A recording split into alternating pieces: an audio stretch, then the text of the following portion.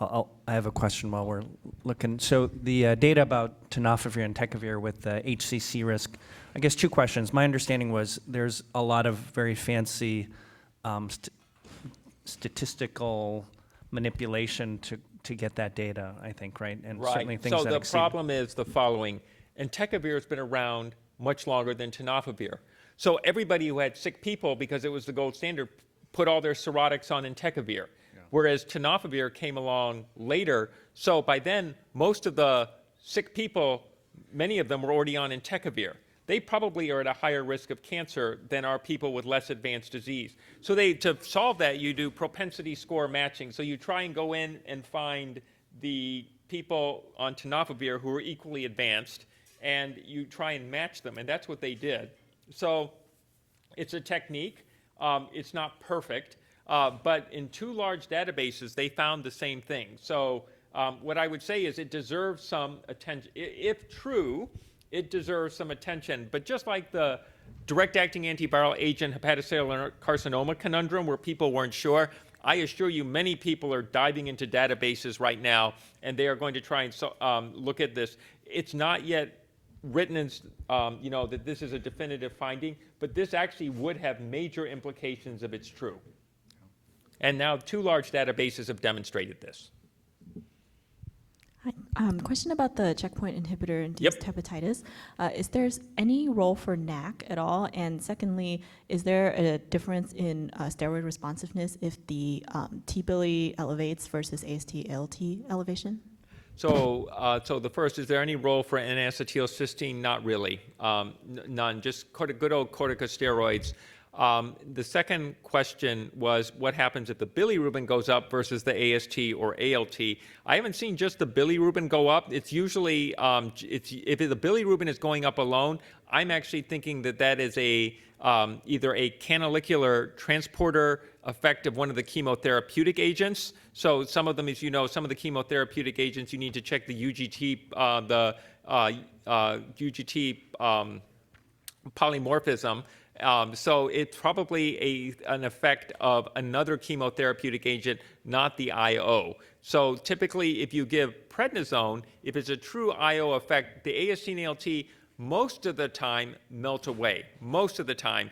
And if it doesn't go down, you have to add mycophenolate, or you need to go through the medicines and find out if indeed there is something else that's actually affecting it. And so we had a very recent case where somebody had a quote-unquote checkpoint inhibitor steroid refractory case, but as it turns out, unbeknownst to everybody, the person was actually also on isoniazid, INH, and as all of you may know, TB medicines and the liver aren't always friends. And so we look like geniuses because we figured that out and stopped it and saved the guy some steroids. Yes?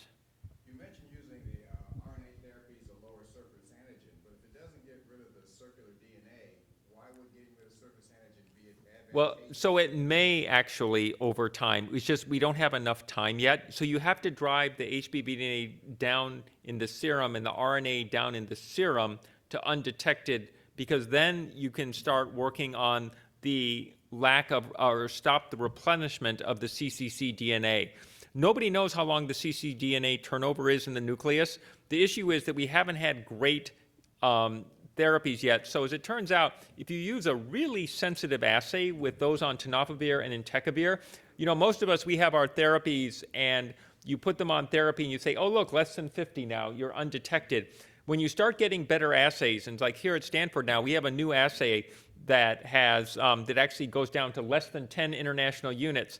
And of course, we have all these diligent software engineers on this medicine who all religiously and meticulously follow their DNA levels. And every one of them all of a sudden noticed that they started having low-level detection, like 15, 20 international units, when in fact before the assay was less than 50 or less than 40.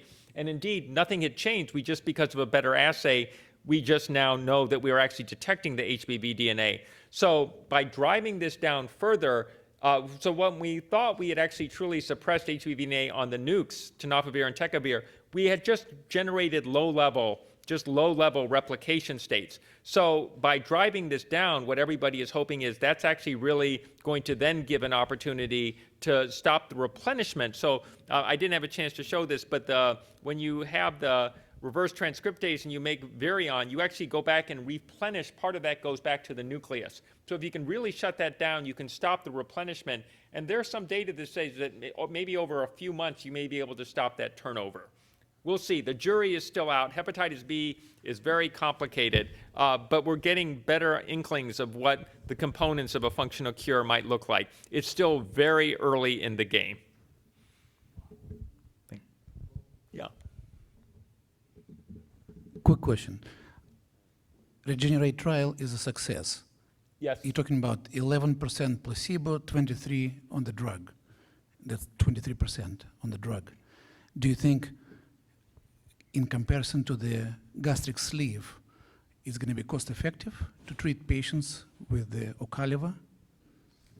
So I won't be able to do that Markov model in my head in front of you in the just 2 seconds I have left. But what I would say is I think you could do both. So, you know, bariatric surgery happens to address non-alcoholic fatty liver disease, but it's a treatment for obesity. Not everybody wants to do bariatric surgery. So I would like to interpret obeticholic acid as our first foot in the door of something that actually truly works. If I can make a historical analogy, interferon worked, but it was a relatively, you know, the response rates weren't high. They were actually, as you probably know, serendipitously about 20-25%. The difference was there was no placebo response. So that what I would say is it's our first foot in the door. As you can probably guess, it's going to require we're going to require combinations of therapy for non-alcoholic fatty liver disease. I think we can all see that as the future of non-alcoholic fatty liver disease. And do you know how to identify those patients that will respond, the 23%? What are the factors that we can pick and choose the correct patients? So that remains to be identified, because you're bringing up a very important point. Non-alcoholic fatty liver disease is likely many different diseases, and we just have to figure out who responds to what.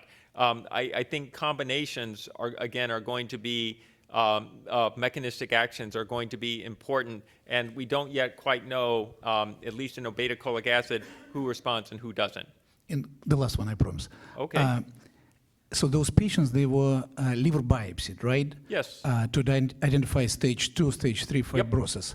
So we tend not to biopsy the fatty liver patients. We're trying to do the non-invasive tests, but in the obese population, those non-invasive tests are not as accurate as we would like them to be. So we can actually skew to the right. I mean, the patient may be actually F1, but we may figure out that they're F2, F3, so they may qualify for this expensive medications. I'm assuming they probably will be expensive. So what do you think about that? Do we need to biopsy all the patients that we plan to put on the drug? So the diagnosis of non-alcoholic steatohepatitis requires what? A biopsy. Okay, you have to have one. So yes, I certainly agree when discussing non-alcoholic fatty liver disease, the enthusiasm for a liver biopsy is often tepid. There are not yet standardized, well-validated assessments of fibrosis, though people are furiously working on this, and there's a coalition combined with industry and academic centers and the FDA that is actually trying to come up with gold standard non-invasive markers, because you're absolutely right, a liver biopsy is quite invasive. It's not there yet. So for now, we are stuck with histology, which, as you know, is actually also imperfect as well. But we don't have yet definitive biomarkers for non-alcoholic fatty liver disease.